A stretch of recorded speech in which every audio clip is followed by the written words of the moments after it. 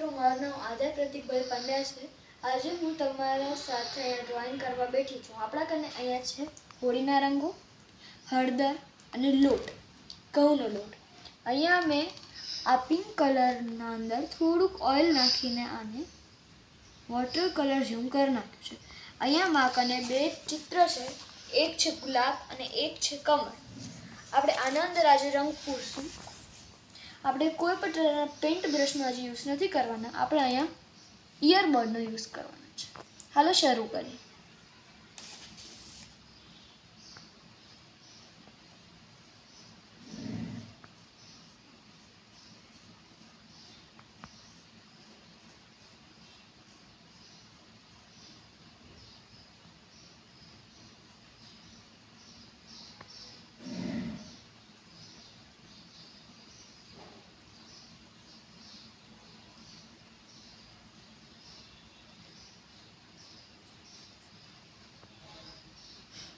આ ચિત્ર તૈયાર થઈ ગયા પછી ખરેખર ખૂબ સરસ લાગે છે। આ વિડીયો અંત સુધી નિહાળવા માટે હું આપ સૌને નમ્ર વિનંતી કરી રહી છું।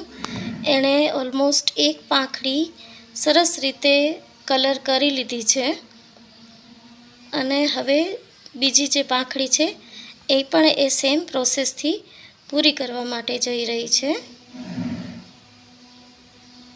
આખું ચિત્ર તૈયાર થયા પછી ગુલાબનો લુક ખરેખર ખૂબ સુંદર લાગે છે,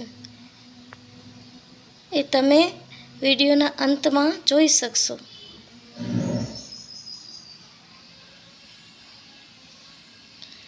કે એક બ્રશની પીછી વિના પણ આપણે કેટલી સરસ રીતે ગુલાબ દોરી શકીએ છીએ એનો ખ્યાલ આવે છે। એની પેઇન્ટિંગ વગર કલરે એટલે કે હોળીના કલરથી પણ આપણે ખૂબ સરસ રીતે કરી શકીએ છીએ।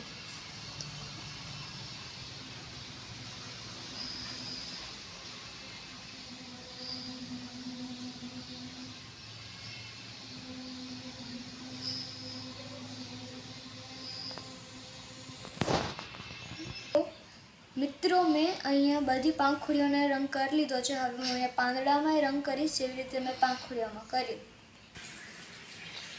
આ કલર પણ ઓઇલ નાખીને હવે તૈયાર છે। હવે આપણે આના પત્તા પાકમાં કલર કરશું।